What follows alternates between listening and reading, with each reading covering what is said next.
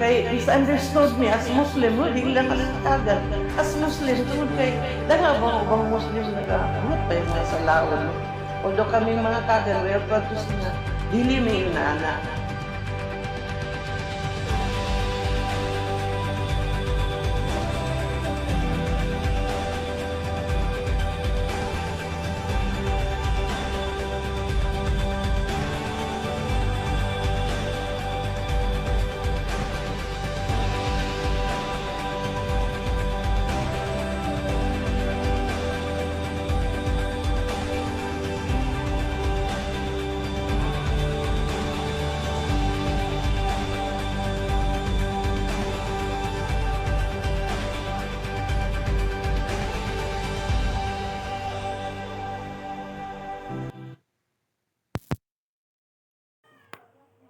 So thank you for the watching for my video. So my report for today is about Kalagan or Kagan, ethnic group in the Philippines. So first, what is Kalagan? Kagan came from the word kahag, which means to inform, to secure or secrecy. The other term is also called Kalagan, which means shining light referring from to the sun due as they are believed to be more advanced in the lifestyle and society than their neighboring tribes which lives on the island of the mountains of Davao. Places, areas they found. The Kalagan live on the island of Mindanao in the southern Philippines in Davao. Religious belief rituals. They continue to believe in the variety of environmental spirits. Many tales are also told of magic, sorcery, and supernatural beings. Muslim religious leaders and teachers, imams, and panditas direct religious lives and teach young boys to read and memorize the Quran, Islam Holy Book, Islamic group of the people. So ang Kagan is pure Islam po talaga siya. Naniniwala sila sa Holy Quran and meron din po silang mga imams and panditas. Before the Islam came in the Mindanao, Philippine early Kagans is believed to be an animist, and they believe that there is one supreme God called Tagalang, means creator. In Muslim, meron po silang Allah. So sa Kagan, meron silang Tagalang, means creator. So yun po yung God nila. They also believe that all of nature like trees, stones, mountains, rivers, and oceans, as a spirit they called Maguya. So Maguya, um, which means is blessings. And they respect it by performing ceremonial rituals as a sign of respect. So nire-respect po nila ang mga meron po sa earth, and they performing ceremonial rituals para pasasalamat po.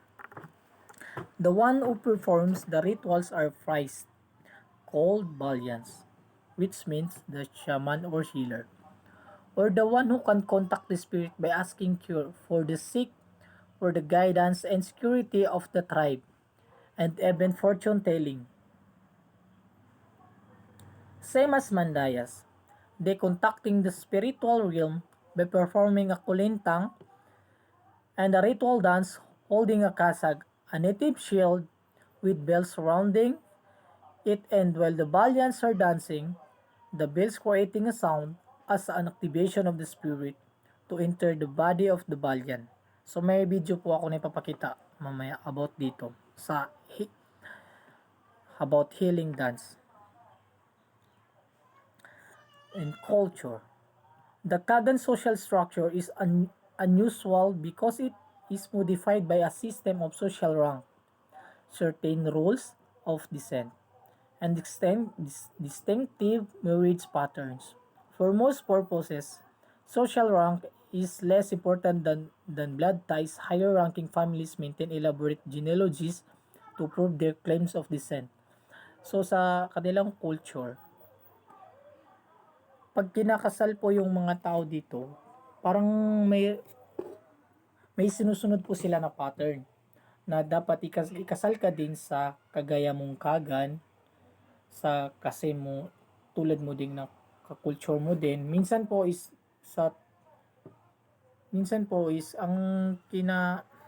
ang usually po na nangyayari sa Kagan tribe is fixed marriage or arranged marriage. So next is the wedding. They are the three Kalagan terms for the bride price, the Saud ng gates, Sausang Kawa, and the Sarilin sa Sangkuangan, that reflect an old tradition. Even though the meaning of this term is hard to define, they are still being used. For the Saud ng gatas, they usually ask for the cup or a bowl. For the Sausang Kawa, they ask for the dagmay, tubular skirt. For the sariling sangkuangan, they ask for the livestock or money. It is not only the girl family that benefits from the bride price. Other relatives can ask for the specific things. Sa Kagan, meron din po silang dore tulad ng Muslims.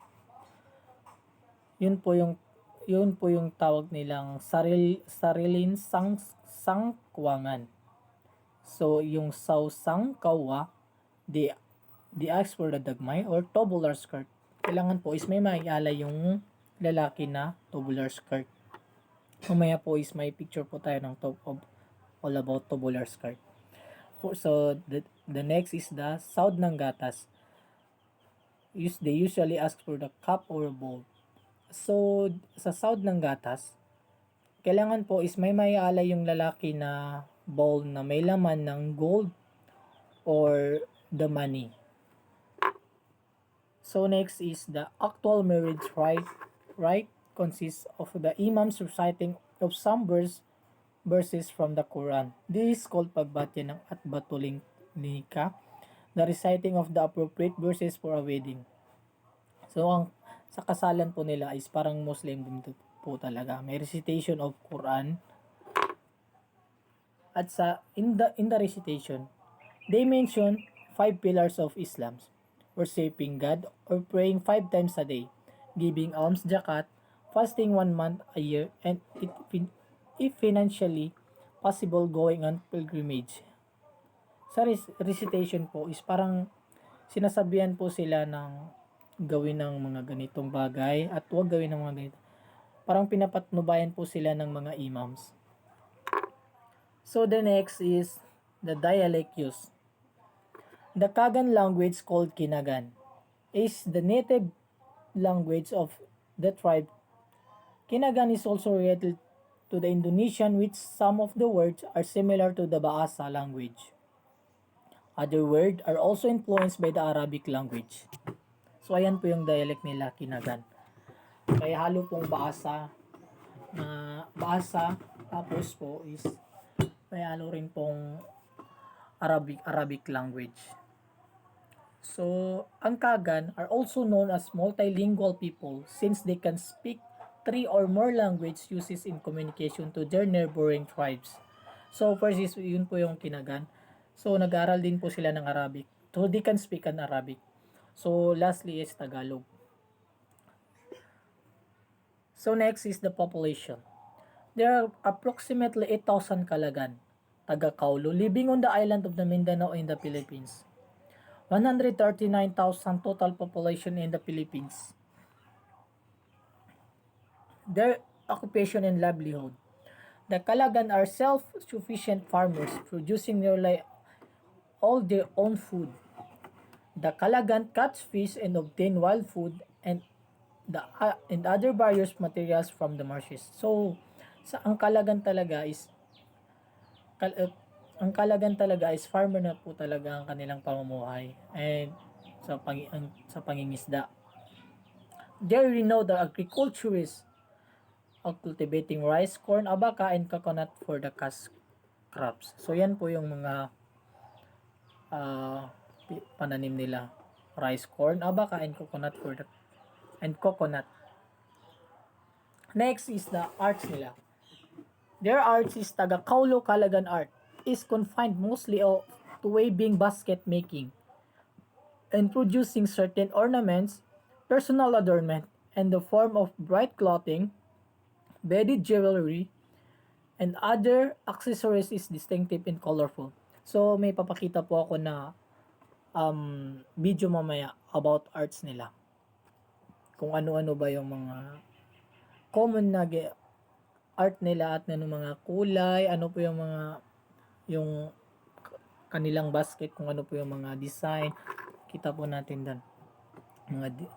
So next is on special occasions, great wall dances are performed to the rhythmic music of gongs and other instrument. So may video din po tayo about dito sa mga sayaw nila. So next is their fashion and dress. So makikita talaga dito ang kanilang ang kanilang culture, kung paano talaga sila kung gaano ka colorful. Ito yung decorative comb. So ito yung Kalagan fiber jacket and the jewelries. Next is ganito po sila manamit.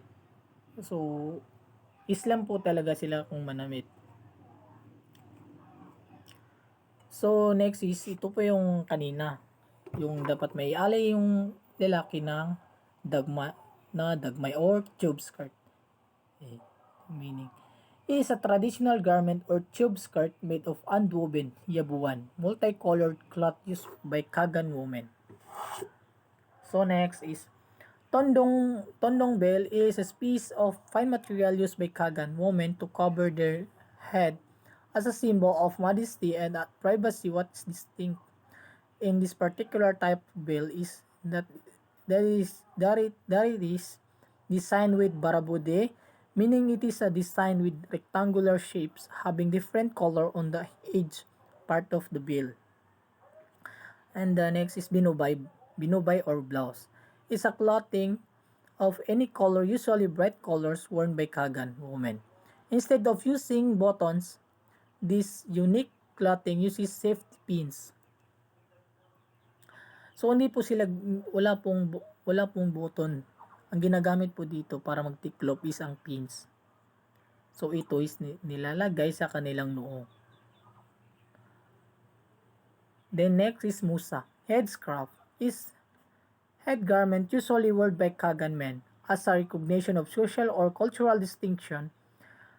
The headscarf is usually styled as pinarot. Instead of knotting at the back of the head, it is knotted at the front and also made by weaving yabuan. So the next is siniban. Men's clothing. It is a clothing of any color worn by the Kagan men, usually loosely made so that is comfortable to wear. Sawa means trouser or pants. It is a fine clothing worn from the waist down to the ankles, covering both and legs separately.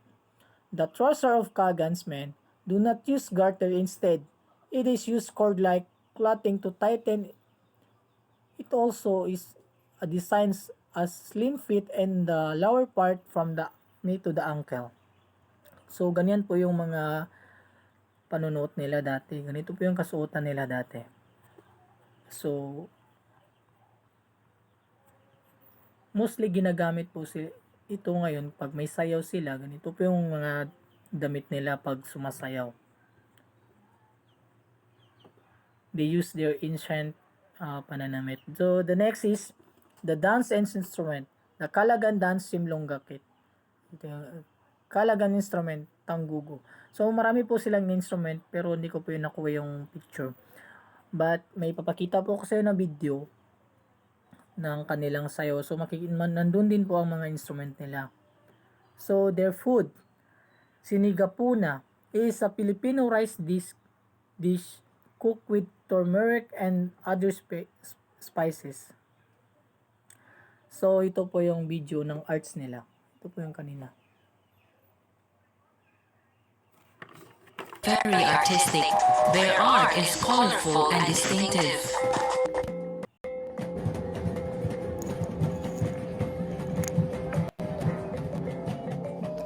Over the years, they have mastered the art of weaving, basket making, and producing certain ornaments. Bright clothing, beaded jewelry, and other accessories are distinctive and colorful.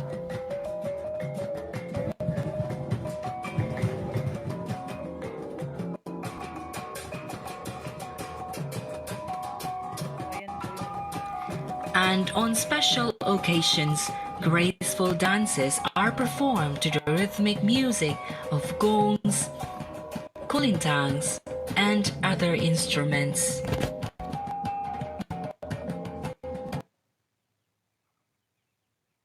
So, the next is ang sayaw nila.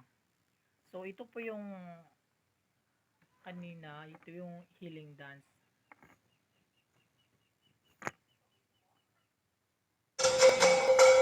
Commonly, sinusuot ito pag may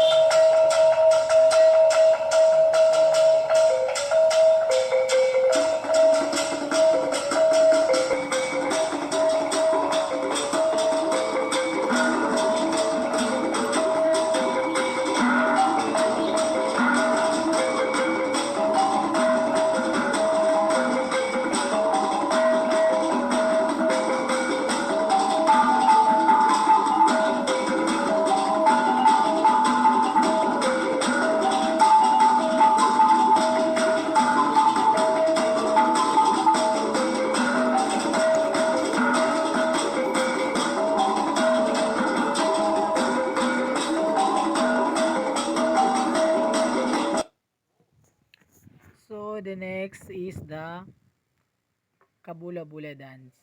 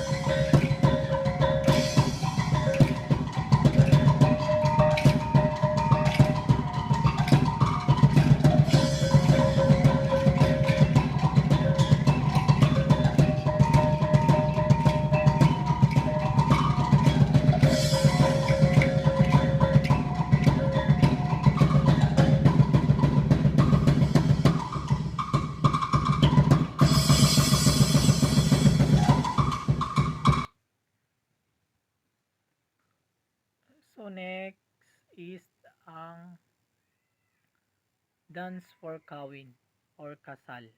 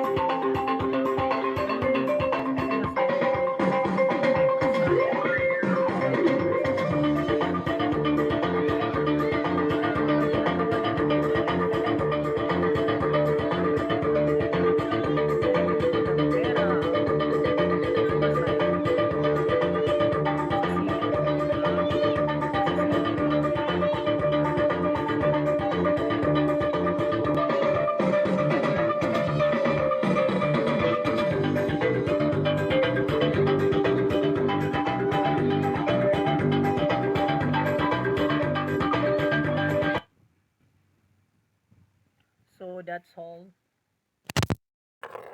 Thank you po sa panonood. Thank you for listening. Sana po may natutunan kayo. So, thank you po, ma'am. So, good luck. Stay safe po, ma'am. Bye-bye.